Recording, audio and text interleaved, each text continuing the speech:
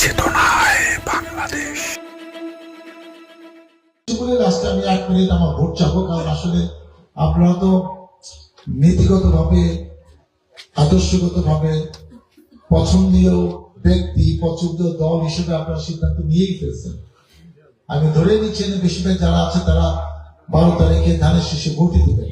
আপনারা আপনার সমস্যার কথা শুনতে চান যে আপনাদের কাছে এটা কি আশ্বাস দিচ্ছে সেটা আমার মুখ থেকে শোনার জন্য এখানে আসছেন। আপনাদের সিদ্ধান্ত হচ্ছে চূড়ান্ত, এটা আমি জানি।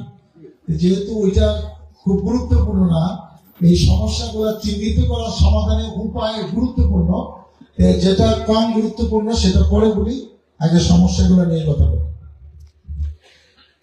দেখেন, এই যে সুভাষ সূত্রধর, এই যে বিশিষ্ট ব্যবসায়ী যে কথা বলেছে, একটা জিনিস কি, আপনাদের আগে ইউনিটি থাকতে হবে।